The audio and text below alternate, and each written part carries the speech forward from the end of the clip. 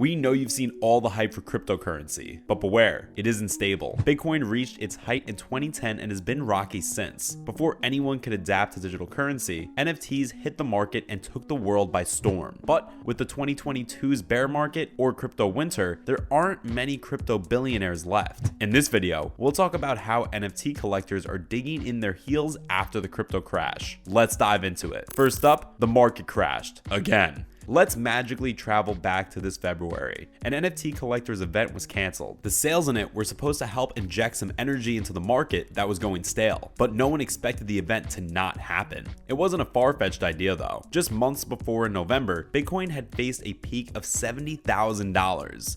This new height for the currency became a proxy for the entire crypto market. But then, as most expected, the currency dipped to $35,000. NFT fanatics were hoping that the market would bounce back, that this was just another hiccup, nothing of concern. Maybe it was normal after 2021's golden year for crypto. So when a seller of the punks pulled out, stating that he was reconsidering his commitment to the collection, people didn't really take it seriously and waved off the anxiety. He tweeted, "Never mind, decided to hodl." Hodl is the crypto language for hold. Everyone figured that another sale might come along to lift the spirits and the markets. Something would happen. The crypto market had faced ups and downs for an entire year, but as optimists said, what went down must come back up. But this time, things had taken a turn for the worst, and NFT collectors decided to retreat. Up next, the war and the crypto winter. That down period of crypto we're talking about, yeah, it never came back up, because soon after, we woke up to alarming headlines of world war, inflation, economic collapse, and every scary thing. Our phones dinged off the table as we got the news that Russia had invaded Ukraine. The world became a different place, and its effects would be disastrous later on. But if we only talk about cryptocurrencies, the major ones never bounced back up. It kept sliding down. Here's the thing, Bitcoin isn't alone. Every other important cryptocurrency fell too. Take Ethereum for example. It's the second largest digital asset, but lost close to 75% of its value since it had its all-time high. Then, along with these coins, Solana, Cardano, and Binance Coin are all in the red. If that still doesn't register for you, then according to the recent data, the total value of all crypto assets has gone down from $3 trillion in November to about $960 billion right now as you're watching this video. By mid-June, the crypto market had lost more than 60% of its value on a global scale when the art NFT community hit Art Basel in Switzerland. Bitcoin faced a drastic drop below $20,000 for the first time since late 2020. And before you start thinking that it gets better from here onwards, we're pleased to inform you that it didn't. By mid-July, the largest NFT marketplace known as OpenSea let go of 20% of its staff, and the CEO said that what all the finance bros were too afraid to hear. He affirmed that in case anyone hadn't gotten the memo or refused to believe it, they'd entered crypto winter. Following that, the NFT collectors just dug in their heels. The crash happened for many reasons. It was a mix of bad macroeconomic conditions, geopolitical tensions, and frankly, some questionable projects by crypto founders. And of course, the war too. With that in mind, you'd expect the NFT community to retract their art as well, but they were not rattled at all. And yeah, they had gotten the memo and believed the crypto crash. They just didn't care. In fact, they just started digging their heels in further. Don't understand? Let us elaborate on what exactly started happening following the crash. Over the past year, NFT buyers have made it their mission to never stop living for the arts.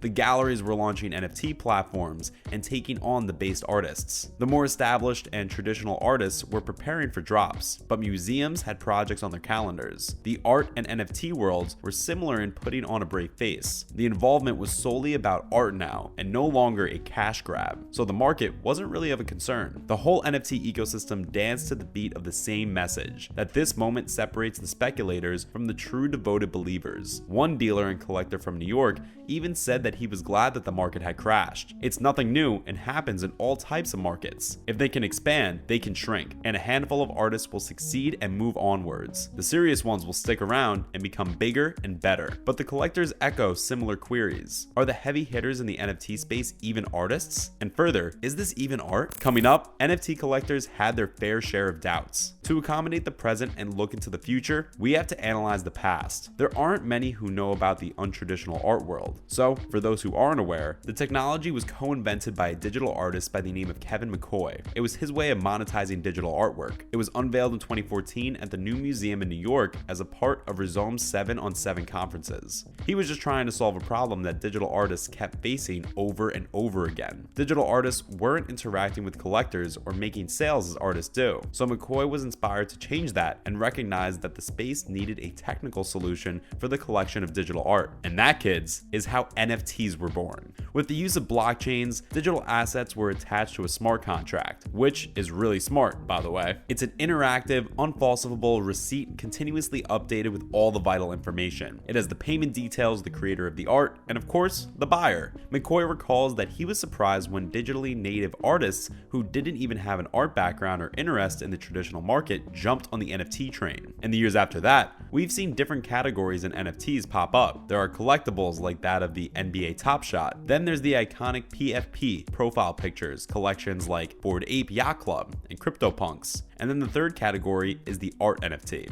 We saw digital artists like Beeple emerge who create single edition artworks that come in large sets, resulting from the artist's complex creative algorithm. Next, the auction houses that pushed NFTs. Auction houses were the first to get with the new NFT wave. While they're respected for recognizing the game, they maintained being the best at it too. In 2020, the price of cryptocurrency skyrocketed by 300% and kept climbing. During that time, Christie's started arranging NFT sales.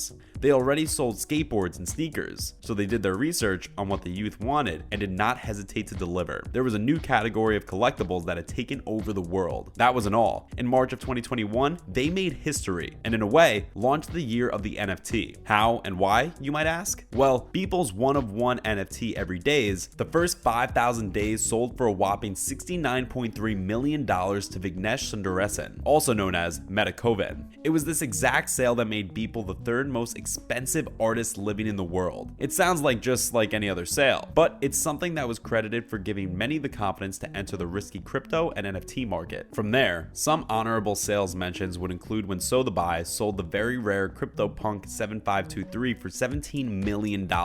And then of course, Beeple's Human 1 NFT went to Ryan Zurer for a cool $29 million.